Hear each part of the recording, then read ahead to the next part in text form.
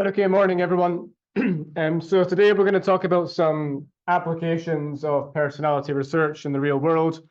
So I'll give you just some, fairly brief examples of how personality research is applied in forensic psychology, in the workplace, health psychology, and then just a little bit at the end, lastly, on how it may help with relationships as well. But these are just some examples that I've selected. Obviously, there are many, many ways in which personality research can be applied. Remember, so long as it's a situation that involves people, individual differences are always going to matter, right? And after cognitive differences, it's personality differences that are usually the biggest predictor of differences in behavior. Talking about forensic psychology first, which is how psychology can be applied to the legal system, okay? So this could be to help the criminal justice system conduct better interviews, to understand eyewitness testimony, to understand jury decision-making, to help with police interrogations, to help understand the causes of criminality. It's a very broad field that's about using psychology to help with the criminal justice system. But one way in which personality research has been studied in this field is how it relates to eyewitness testimony, okay? So do some eyewitnesses perform slightly differently based upon their temperamental traits, their temperamental proclivities?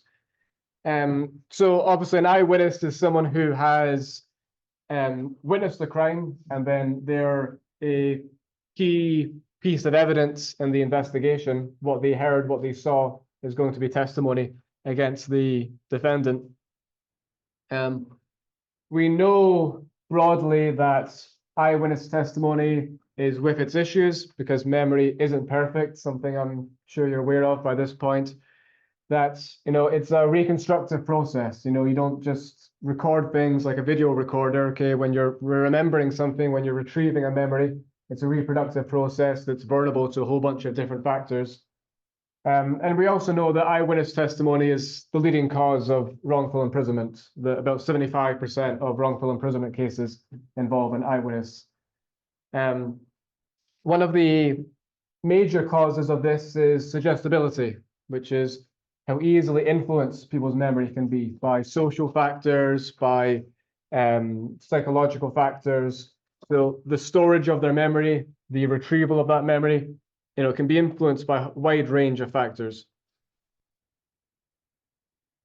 Particularly, this is true when talking about child witnesses. There are many cases in the US in which a child was the witness who saw the crime, and it's their testimony that's needed as evidence at trial.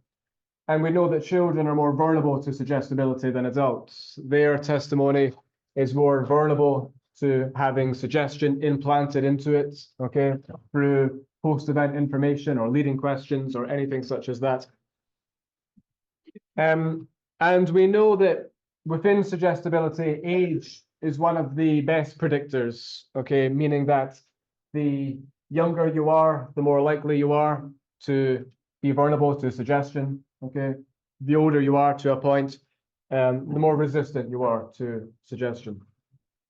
But age isn't always the deciding factor, which is highlighted here in this study. In this study, we have child A and child B. They've both been taken to a fairground by a Confederate called Patrick. He's taken them to a Ghostbusters-themed haunted house, and he's laid down next to them on the ground inside this haunted house. And he's never touched the child at any point in this scenario.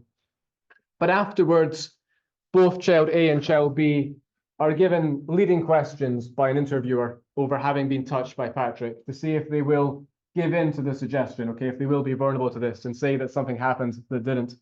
Now, these are just small extracts, okay? You can, see the large interview in the paper. But child A pretty quickly gives in to the suggestion, a bit of peer pressure. Other kids said Patrick touched them. Do you remember now? Nods head, yes, he did. Okay, and it happens fairly quickly in the interview. Doesn't take a whole lot, okay, for this child to give in to suggestion. Child B, however, is much more resistant, okay? And again, this is just a small part of the interview, but, she's asked this again and again, and never does she give in to the interviewer's suggestion, okay? She's always adamant that this never happened. And in fact, grows quite frustrated with the interviewer as the interview goes on because he's, pestering her with something she knows didn't happen. Now, what's interesting here is that child B is actually a few years younger than child A, even though we know that age is typically the strongest predictor over suggestibility when it comes to children. But what this highlights is that age isn't always the deciding factor because behavioral styles, temperament, this also matters. Some children will stand their ground, okay, and they won't give in to suggestion, okay. They're incredibly resistant to leading questions, and they're persistent. They'll stick with their own claim over what happened. Whereas some children are much more vulnerable to suggestion, okay. They're maybe less confident. They're maybe more compliant, whatever it may be, but they're more likely to give in to the interviewer's suggestions. So this is really when individual differences matter. Now, cognitive factors certainly play a significant role in explaining some of the differences. Children with a higher IQ, with better memory, are more resistant to suggestive questions.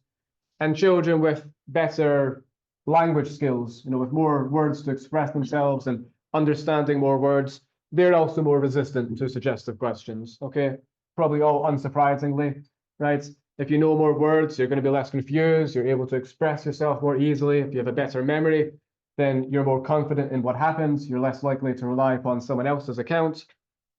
But when it comes to IQ, we only really see a significant difference when we're comparing someone with a significantly below average IQ, okay, to someone kind of above average. If we're talking about, two children who are roughly close to average in IQ, then this is unlikely to really help explain any of the differences in suggestibility.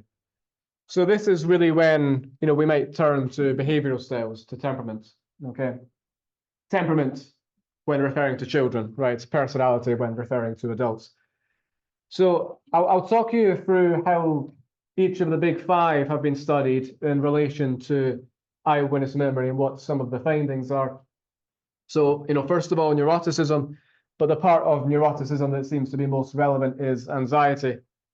So in one study, we have 8 to 11-year-old children, and those who were higher in both states and traits anxiety were more inaccurate when given misleading questions. Okay, so when the interviewer gave them a leading question over something that didn't actually happen, okay, the more anxious children were more likely to agree with it, okay, and say that it happens, okay.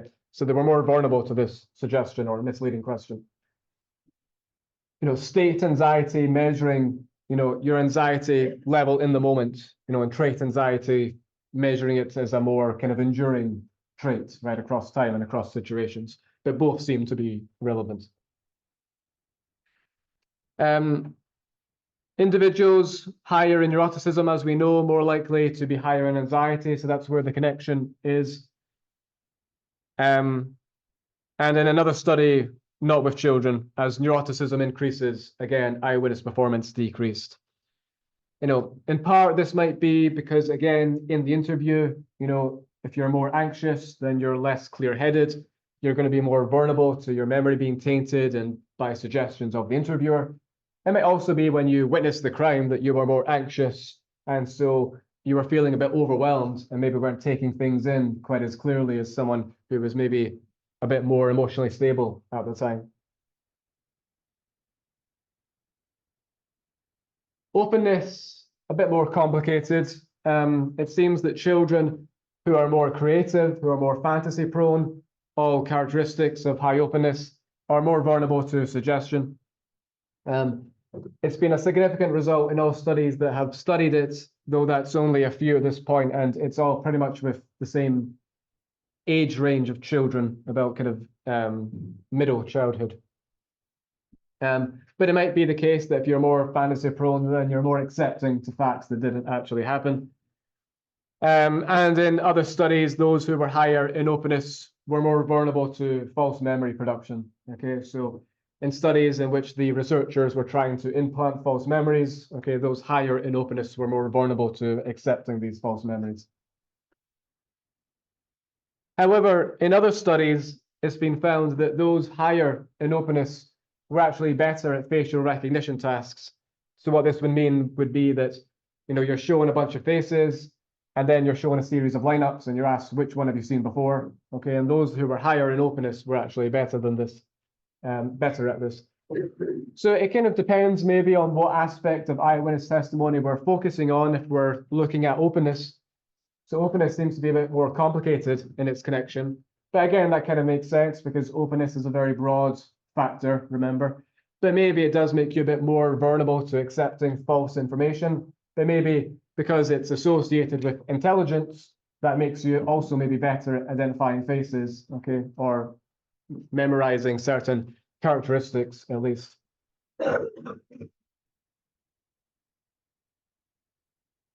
And conscientiousness doesn't really seem to be related to false memories or eyewitness accounts.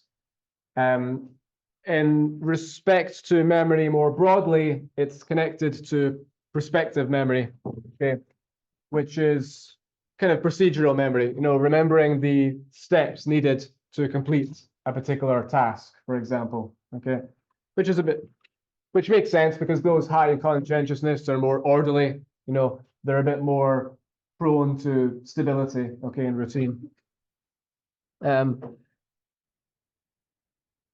Extroversion, those who are higher in extroversion are better at facial recognition tasks. That's a pretty robust study. It might be that introverts are less likely to maintain eye contact, and so they're less likely to remember certain facial characteristics. It might also be that your ability to identify faces increases with the amount of exposure you have to different faces, okay? And obviously, those who are higher in extroversion are more likely to have more social experiences and have more exposure with different people and so on. And, just to kind of make clear that it's to do with the facial characteristics, there's no difference in memory otherwise between introverts and extroverts if it's kind of non-social stimuli. I'll talk a bit about shyness separately. It's made up of low extroversion and high neuroticism, right? It's a combination of both, right? It's a fear of social judgment, okay? But that's going to make you a bit more prone to, not wanting to socialize and also a bit more tied with anxiety and worry. So, those higher in shyness, typically a bit more unconfident and their own accounts, more likely to rely upon others for their accounts. So maybe unsurprisingly, it's been found that those higher in shyness, particularly children, are more vulnerable to suggestive questions, more vulnerable to misleading questions, okay?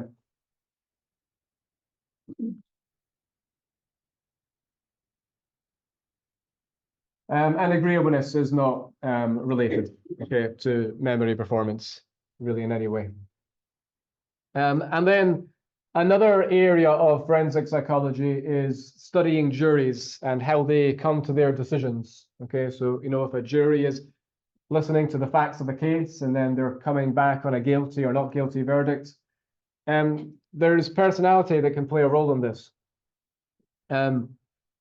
First of all, those higher in extroversion and conscientiousness in one study were more guilty to vote not guilty. The connection to extroversion may be a little bit less clear, but those higher in conscientiousness may be more likely to scrutinize more carefully over the exact details. What is clear is that those higher in extroversion are more likely to be the jury foreperson. So if you don't know, in a jury of 12, the jury foreperson is the one who leads the discussion and says when we should maybe take a vote on whether we think the person is guilty or not guilty, and then quite often is the one to read the verdict in the courtroom once the verdict's been reached. But they're just one of the 12, they're told as the jury, you go into the jury deliberation room together, you decide how to scrutinize the facts together, you decide how to vote on guilty or not guilty, and you decide on the jury foreperson. It's meant to be just someone random, within the 12. But usually the jury foreperson is male, usually pretty socially assertive, usually high in extroversion, usually the first one to talk, quite often the one who sits at the kind of end of the table. So there are quite some commonalities found to who the jury foreperson often is. Why would this matter? Well, the jury foreperson does have quite a large influence on how they go about scrutinizing the case. Do they start by just thinking, is the person guilty or not guilty, and then kind of have a debate on why they think that is, or do they just go through all of the evidence one by one? The jury foreperson is quite influential in kind of the pathway that they take. Also, it's been found that the more extroverted the foreperson, the more influence they had on the other 11 jurors, and the longer deliberations lasted as well.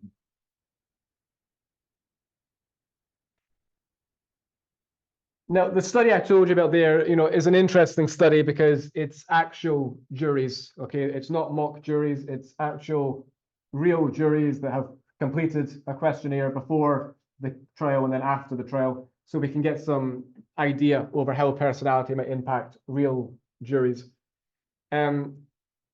Most of the research is in regards to mock juries. We select participants and then we have them look at a case that's a case put together by researchers, and then they're asked to deliberate and come to a decision, like they would if it was real, but obviously it's a study, and so the ecological validity is questionable because the consequences aren't the same.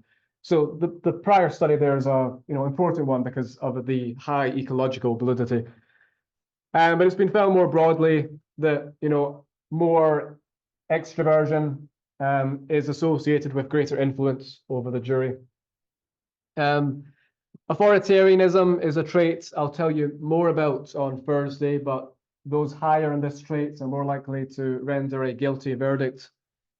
And those higher in empathy, of course, a characteristic of agreeableness, are more likely to view child witnesses as being credible, and are also more likely to be sympathetic towards victims of assaults in trials, particularly victims of sexual assault.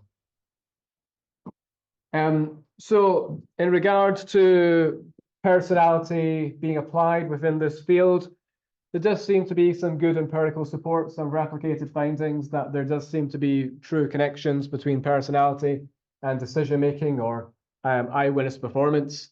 The potential is high for having quite a large impact. Investigators could take this into account when they're conducting their interviews with witnesses. The lawyers could take it into account when selecting the jury members that they want for their juries. The potential for impact is pretty high. And this is easy and cheap research to do. And also it's uncovering that individual differences can also impact cognitive abilities. But some limitations, most of the statistical support is pretty modest. We're talking really kind of moderate effects here at most. Different studies will use different personality assessments. Some might use the Big Five inventory, some might use the Big Five aspect scale. And then obviously that's harder then to make kind of generalizations about if the methods are different. Differences also in how memory might be tested, sample size might also be questionable, and ecological validity, if it's not a true trial, right? And then the consequences aren't the same. Are people really coming to the same decisions that they would in real life when they are in a research study? So the ecological validity can be questionable. These are just some kind of broader questions for you to ask yourself. But if there is a genetic component to personality, does then that mean that some people were kind of more programmed to be better at memory tasks than others? Is it practical for police to consider personality traits when interviewing witnesses? And should jurors be selected on personality? The idea is that juries are meant to be representative of the community, right? And so according to that, then they should be representative of different personality traits and types, right? But if lawyers, for example, were screening out certain traits that they didn't think would match with the findings that they wanted, then might that be kind of an ethical issue? But indeed, some of these findings could be used to guide police, but evidence is fairly weak. More research is needed. And currently, personality is not used by the courts to determine accuracy.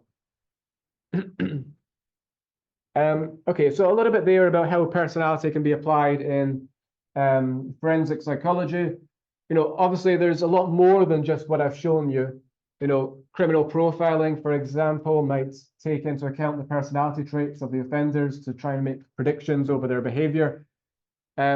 Forensic psychologists will assess the level of risk of an offender to determine if they're up for parole or should be up for parole. Are they a danger to the community or not? And they will take personality traits into account here. Their level of psychopathy, their level of empathy, and their level of impulsivity. There's a whole bunch of personality traits that may help them make their decisions on this person's level of risk. But another field is occupational psychology, or psychology in the workplace. Indeed, a lot of research has focused on studying the connection between job performance and personality traits, and conscientiousness is clearly the one that's most relevant. Okay, conscientiousness predicts better job performance, okay, really across occupations. In this study here, extroversion was found to be a predictor not of job performance, but of engagement in training, okay? So how much one was getting out of the training, how engaged one was in the training exercises, and so on.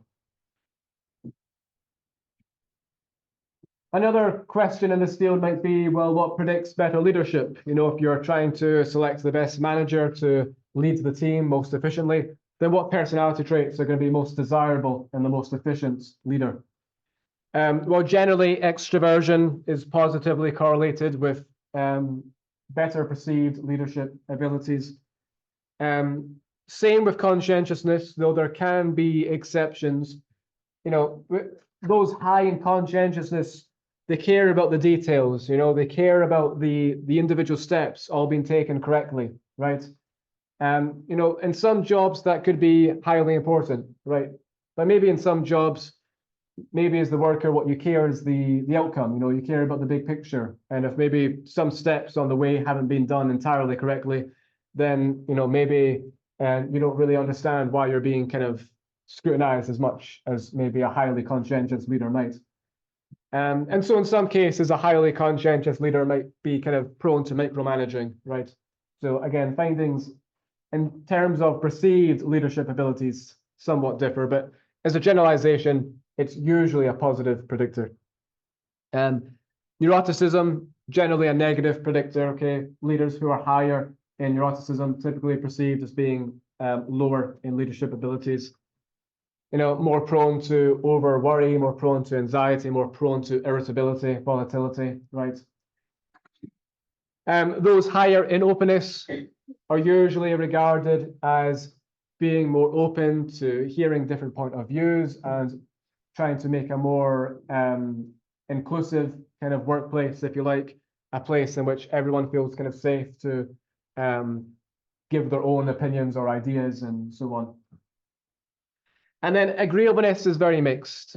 It depends, I imagine, very much on the workplace. It would be good to have a manager or a leader who's compassionate and empathetic and altruistic, right? That could be a good thing for having a safe feeling workplace. But if you have a manager or a leader who's, kind of prone to having their mind changed quite easily or easily being swayed, okay, by different opinions, they're not likely to kind of quickly make a decision on their own and stick to it, then that could be problematic. And if you're high in agreeableness, then you're more conflict adverse, right? You're conflict avoidant. And certainly some studies show that those higher in agreeableness are more likely to ignore conflict in the workplace between employee and employees, which again could be problematic. And also could be problematic if it's, a job in which there is confrontation, right? Okay, I'm going to show you a quick video here. It's about how certain tests might be used to help predict what jobs you might be best suited for, okay, based upon individual differences.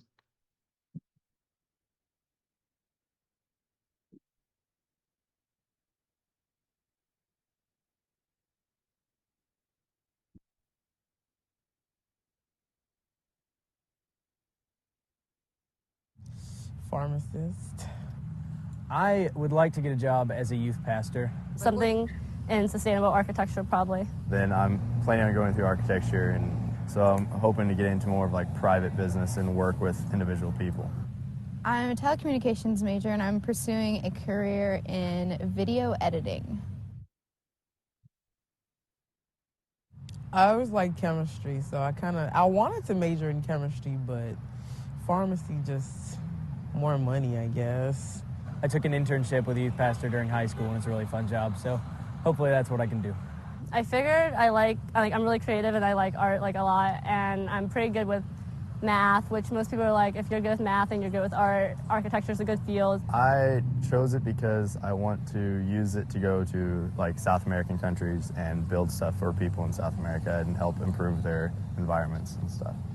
I started out wanting to be an actor and then realized that that wasn't for me, so then I ended up working behind the camera and I really liked it, so that's how I decided to do production work.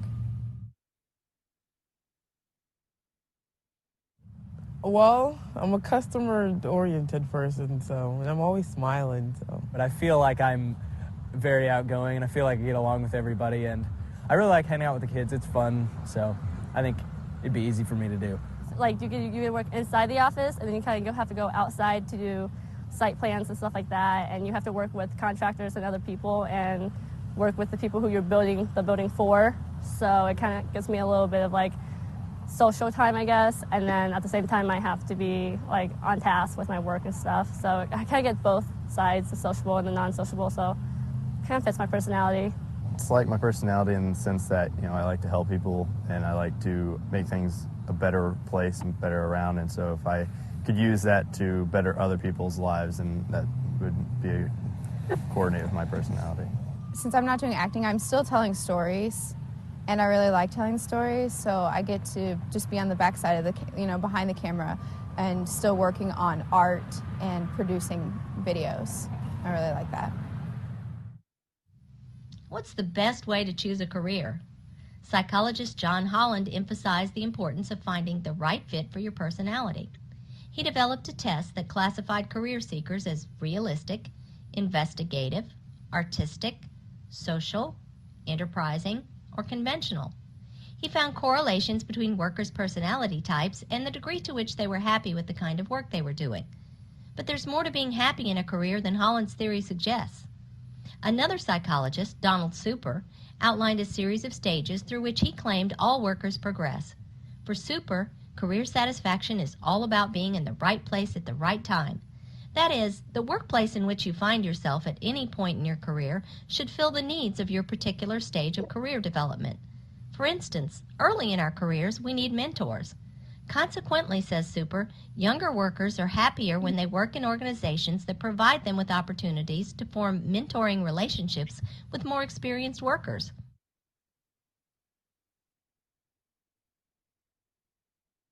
Okay, a little bit about how those in the video's personalities might have impacted the jobs they wanted to go on.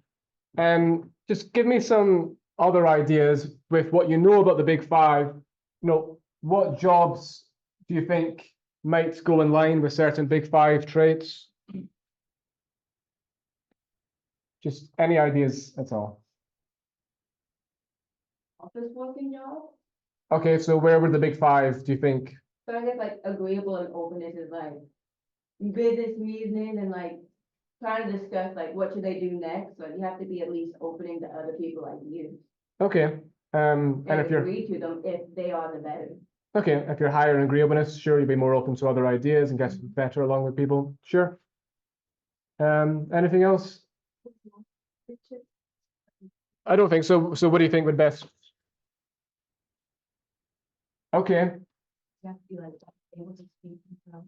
A bunch of people are arguing think that's not normally like something that like an introvert would want to really do, or like. Okay. Probably show more in that sense. Okay, maybe probably conscientiousness would be a big one for a lawyer too, right? Because hardworking, industrious would be important. Yeah, anything else?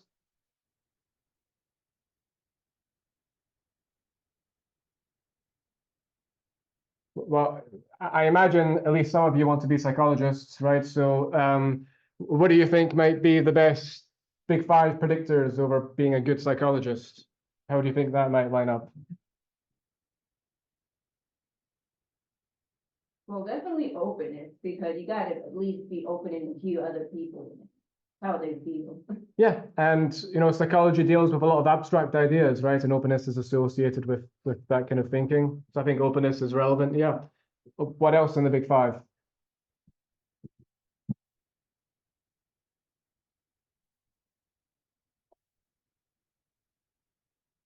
Anyone?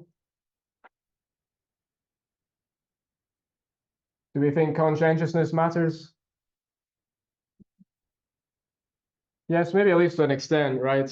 Like it does in kind of most jobs that are fairly academic or require a decent amount of education. And do we think extroversion matters?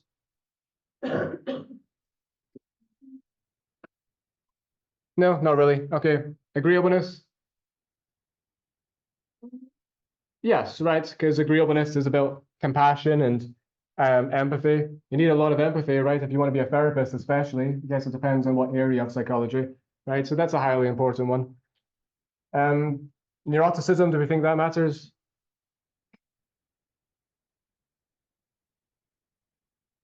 Yeah. Probably not low. Okay, why do you think low? Just if you're highly anxious and stressed, like you're gonna project that onto your patient.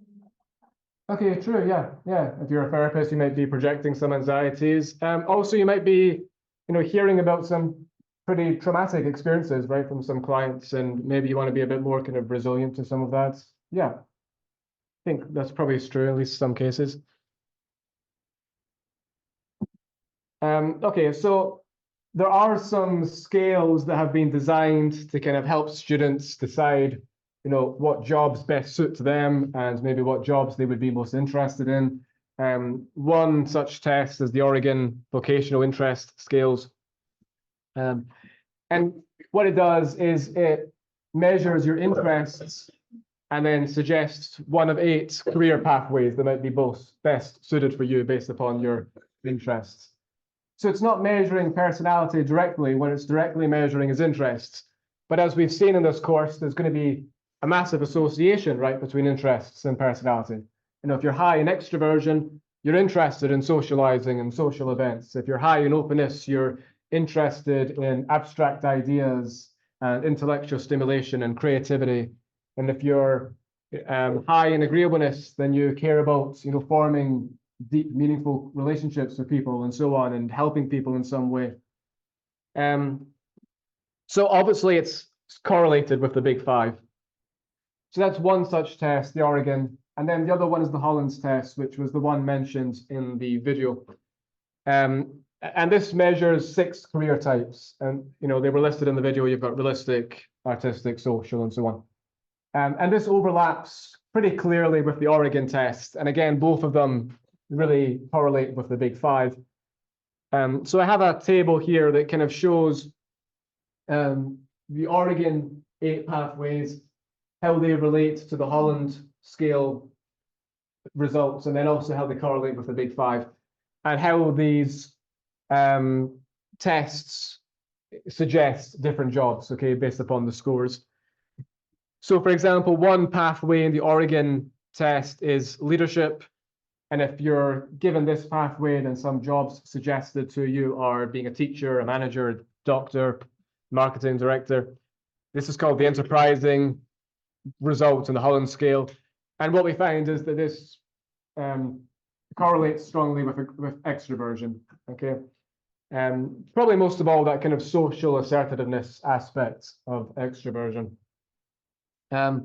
We have the organization pathway called conventional in Holland's test. Suggested jobs here are budget director, inventory manager, project manager. And this is associated with conscientiousness, being more kind of orderly, caring about the details, having a liking for routine, okay, and kind of procedures. The altruism pathway, called social in the Holland's test, jobs suggested here are therapist, social worker, nurse, and this is associated with agreeableness, but especially that compassion aspect of agreeableness. And then openness actually correlates with multiple pathways, but again, thinking that openness is the most broad of the traits, that's probably not too surprising, right? Because it depends upon what characteristics of openness you're highest in, okay? So, we have creativity pathway here, or artistic. Suggestions here are writer, graphic designer, artist, and this is going to be correlated with the creativity characteristics of openness, right? We have analysis or investigative, chemist, insurance, financial analyst. So this might be the more kind of intellect aspect of openness. We have production and adventure called realistic on Holland's test, which suggests jobs like police officer, contractor, farmer. There's no correlation here with any of the big five, okay, with these two pathways. And then we have erudition. So suggestions here are librarian, college professor, foreign correspondent. So again, this might be a kind of potentially overlap of intellect and openness to experience, right? But the correlation here again is with openness. So, just some lines of research there on how individual differences might best predict differences in job suitability or job preferences. Another area of research in this field is if you're actually happy at work, and how personality plays a role in this. So conscientious people have the highest job satisfaction, okay? That's the traits out of the big five that most successfully predicts happiness in the workplace. For a whole bunch of reasons, right? First of all, it predicts job performance, okay? So if you're high in conscientiousness, you're probably doing better, you're more successful in the field, you're getting paid more, you're getting more promotions and so on. So all of this is likely to give you, more esteem and more satisfaction in the job you're doing. But also, you're probably going to find more fulfillment from the job you're doing as well.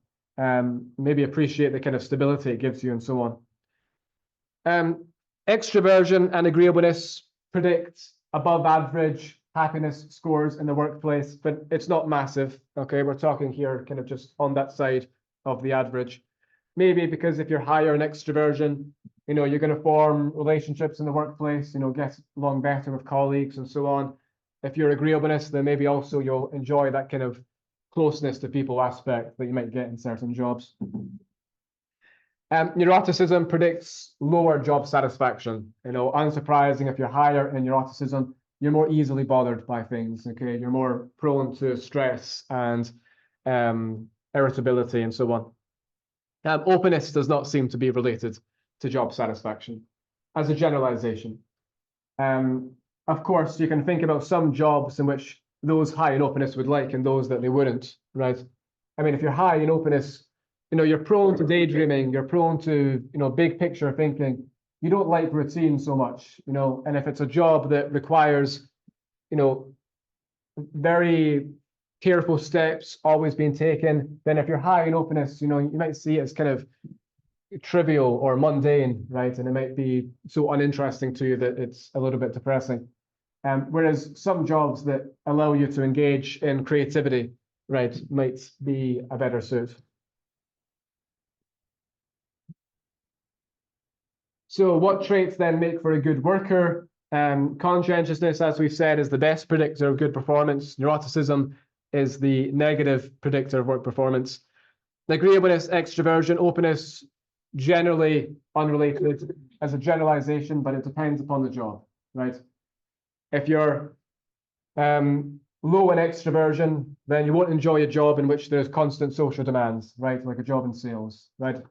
If you're high in agreeableness and you're in a job in which you can't help people, and maybe you feel like you're having a negative impact on people's lives, or it's requiring confrontation, then that's all going to have a kind of depressing effect on you. And again, if you're high in openness, then you won't enjoy jobs that are too strict in their routine. You know, creativity, for the most part, in most fields, is a positive predictor of success.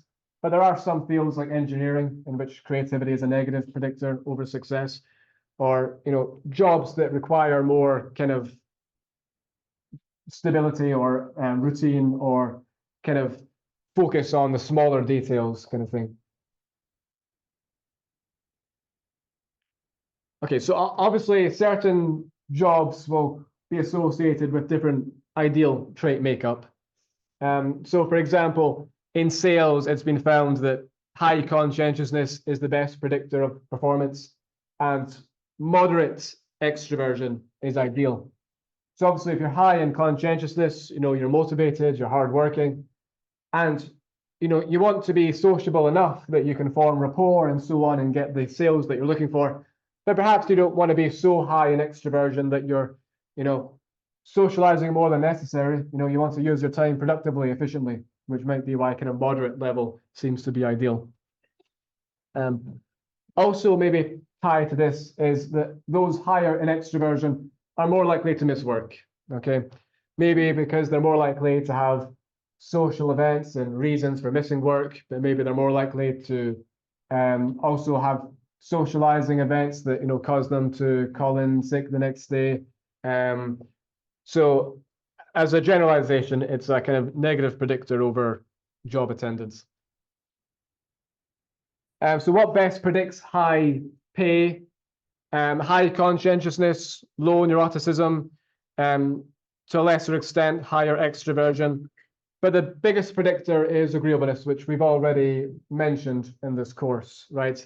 Those higher in agreeableness, probably less likely to ask for a pay rise in the first place, less competent at negotiations, more likely to think about others first, to be more self-sacrificing. And this is true especially for men. So we have a lot of findings here. You know, there's a lot of ways in which personality can be studied in the workplace, from studying leadership effectiveness to job suitability, to job performance, to salary, to satisfaction, and so on. It's very, very clear that conscientiousness is related to job performance. It's a robust finding. There's potential here for a large impact, right? Maybe you've taken a personality test already when applying for a job, but they're fairly frequent. You know, there are many jobs in which they will screen out certain personality traits or select candidates based upon what they think are the ideal personality traits. And stability here is pretty high. But there's going to be variation in the tests that people use. And then, of course, you know, the research is mainly self-reports, but the applications also are self-reports, right? And are people always going to be answering honestly on these personality tests, or are you going to answer, well, you know, what do they want me to say, right? You know, if one of the questions are, do you like talking to customers? What are you going to say? No, I bloody hate talking to customers. No, you're going to say, well, they want someone who likes talking to customers, so that's what I'll say. Okay, but what we've looked at in this course is that personality changes, right? And so if that's true, does job performance also change based upon personality changes? Again, just some kind of big picture questions for you to ask yourself. If personality is determined, you know, by biological traits and early childhood experiences and other factors we've looked at, is it unfair to deny someone a job, you know, based upon their personality?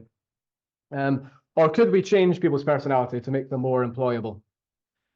But what's clear is that personality tests are used, okay, in the workplace. You know, you can't, as a comparison, use IQ tests, okay, to select people based upon what you think is the ideal IQ, okay, that's discriminatory.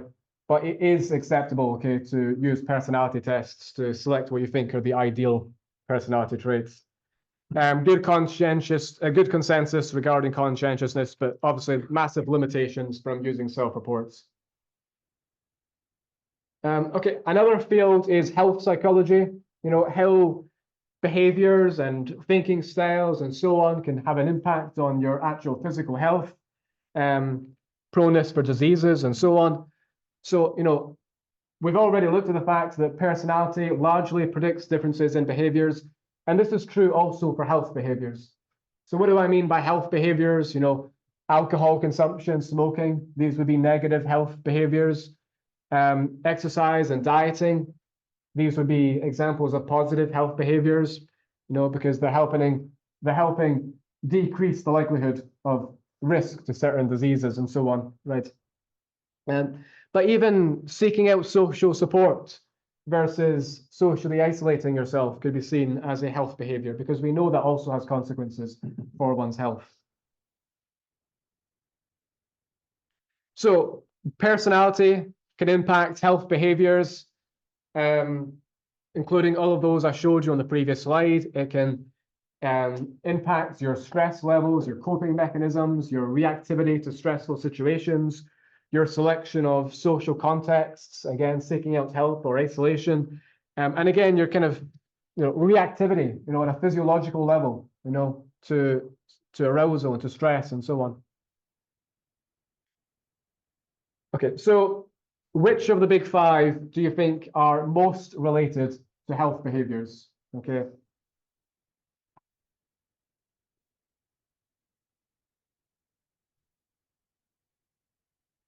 Yeah. I would say openness, because like especially with like an addiction, one part of the problem to get like better with addiction is to admit that you have an addiction in the first place. So you have to be open to the fact that you're addicted to something. Okay. True. That's, yeah, and that kind of example. Yeah. What about a bit more broadly? Any other big five traits?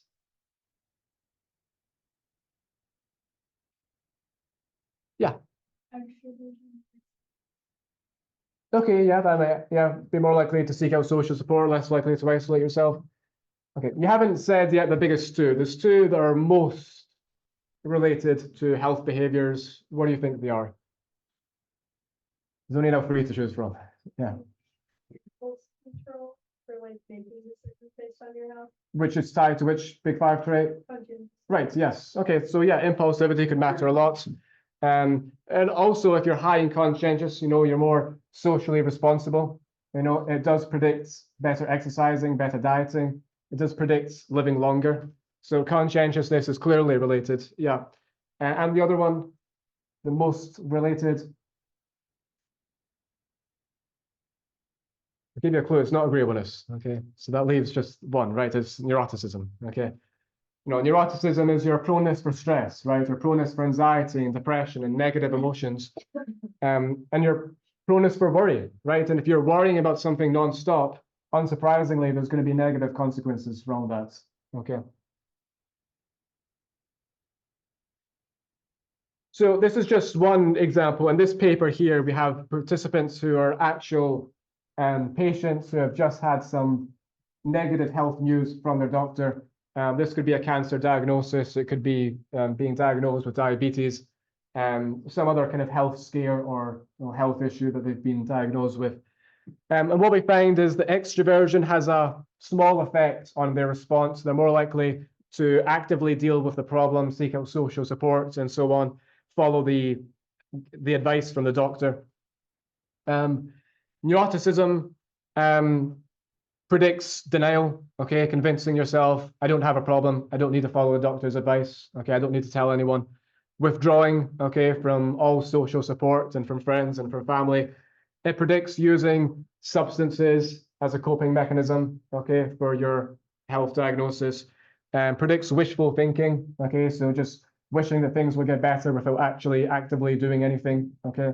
Now, obviously, it depends upon what the diagnosis is, okay, but there could be some diagnoses or health scares told by your doctor in which they'll tell you, follow this advice, exercise more, diet more, or whatever it might be, okay? So what we're looking at here is whether this guidance is followed or not in part. Okay, so, neuroticism is predicting unhealthy, negative coping mechanisms, right? They're not going to actually make things better, they're going to make things worse. Whereas conscientiousness is the opposite. It's negatively predicting denial. It's negatively predicting using substances as a coping mechanism, okay? And positively predicting actually actively dealing with the issue, okay, thinking about how you can solve the problem and how you can best follow the advice given and so on. So it's clear that personality traits do have an impact, okay, on health behaviors, responses to bad news from doctors. Another area of research here is personality types, okay? And in the first module, I told you about the type A and type B. You know, the type A is always on the go, very competitive, you know, so very industrious, hostile in some ways. Whereas type B is more laid back, go with the flow. And what we find is type A's are more prone to heart disease and other negative health consequences. This literature also has two other types came about subsequently since the work by Roseman and Friedman, less studied, but still. So type C is emotionally repressed, introverted, passive, perfectionistic, detail-orientated, essentially someone high in conscientiousness, low in extroversion, right? And then type D, anxious, depressed, overly cautious, stressed, prone to worry, basically someone high in neuroticism, right? But the field of health still does seem to quite like the personality types, okay? Even though traits have become, you know, far more common to study, this is kind of one exception in which, you know, personality types are still largely studied in the health literature. But, you know, we can relate that to personality traits. So the idea here is that both of these may also be linked to health concerns. Type C actually hasn't really been connected at all to negative health consequences, despite quite a lot of theories and attempts to find a connection. There's been a lot more findings on type D, okay, that it also increases the risk of cardiac arrest, okay, and early death. But I will say that the findings are less robust than those to do with type A.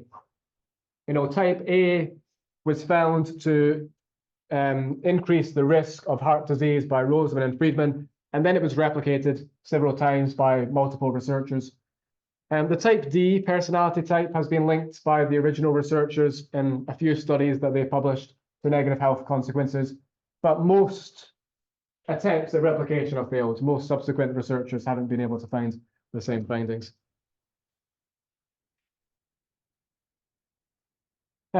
Using the Big Five framework, you know, conscientiousness negatively predicts impulsivity. Impulsivity has been predicted to some negative health consequences like obesity. Self-regulation, you know, negatively predicts binge eating, abusing alcohol, highly linked to conscientiousness. Neuroticism, particularly anxiety, this kind of type D type that we were just talking about, you know, more symptoms of worry, so this might increase the odds of heart disease, blood pressure, and then some evidence that they do seem to age faster, have shorter lifespans.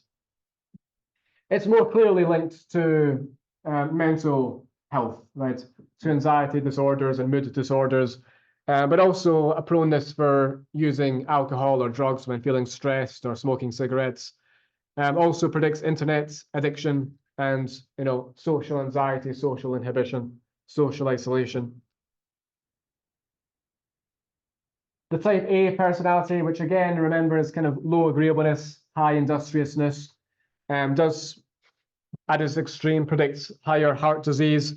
The type B, the more laid back type, which is basically high agreeableness, low conscientiousness, right, seems to be associated with better health outcomes than the type A.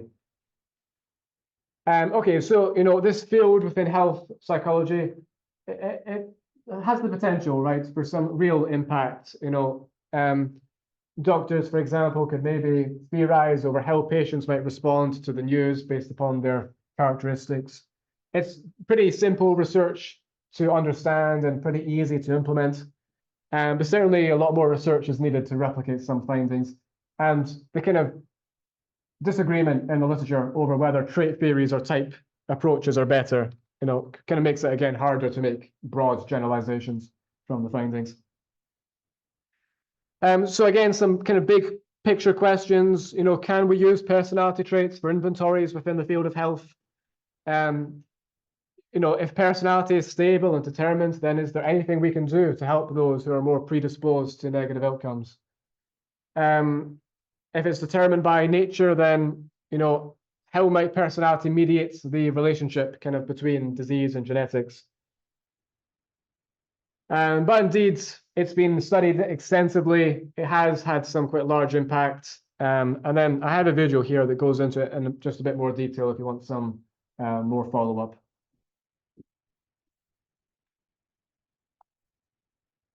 So I'll briefly just mention how it's also been studied in relation to relationships.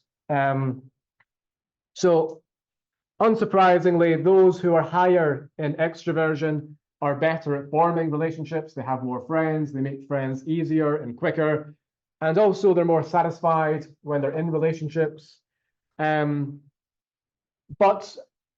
in many cases, these relationships are more shallow. They have more relationships, but it's actually agreeableness that better predicts deeper, more emotionally satisfying relationships, okay, than extroversion does. Neuroticism predicts more kind of troubled relationships, more unstable, more problems for the partner, probably because more irritability, but also, high levels of anxiety and depression might take their toll on the other person in the relationship. High conscientiousness predicts less conflict, perhaps because there's less to fight about. If you're more socially responsible, you're less irresponsible, you're less impulsive, you have less vices, if you like. You're less likely to binge drink and less likely to smoke and less likely to take drugs. You're more likely to have a job and do well at that job. So all of this might mean that there's less to fight about. Openness is interestingly linked to a concept called self-expansion. Now, self-expansion is when you're in a relationship, taking on the characteristics of that person you're in a relationship with.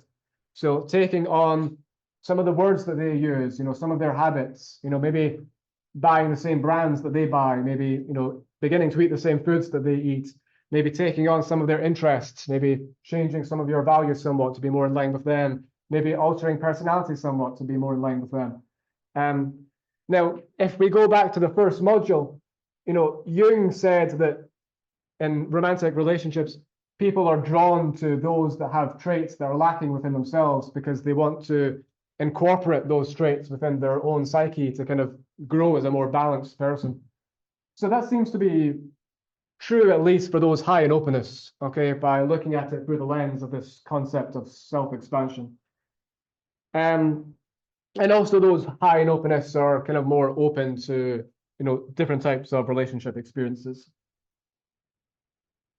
Another question might be, well, what kind of personality types or makeups are best suited for each other? Do opposites really attract, which is, something that's sometimes said. Certainly attitudes and values are better predictors and are more likely to predict success when they're alike. Okay, if you value the same things and if you have similar attitudes on, politics and other kind of even movies and so on, but if your attitudes are similar, your values are similar, then that predicts, the two individuals in a relationship lasting for longer in that relationship, but also being more attracted to each other. And kind of studies in which you're kind of given a kind of breakdown on the values of these people and then, shown pictures and you're asked how attractive they are. The ones that you're more alike in your values, you're more likely to report being more attractive than those who are less similar to yourself. But, personality is related to attitudes and values, but it's not the exact same, right? Personality is broader and more complex. It encompasses a lot of things. And opposites don't really seem to attract exactly, but similarity doesn't also seem to predict success in the same way that similarity for values and attitudes does. This is a fairly inconsistent bulk of research. I wouldn't say there's very many reliable findings. If there was a clear way in which personality predicts success, then dating sites and dating apps and so on would use the exact same approach, right? Because there would be one proven way. In fact, there isn't a proven way, okay? The only real reliable finding is that you don't want two people with the exact same big five scores who are too similar. That seems to be the biggest predictor over the relationship not lasting. So you do want some degree of balance. How much balance you want, how much difference you want seems to depend a lot, on the person. It differs a lot. But if you have two people who are the exact same in every way almost in terms of the big five scores, then that most largely negatively predicts success. Which again would make sense, right? Because you're aware over your own strengths and weaknesses, right?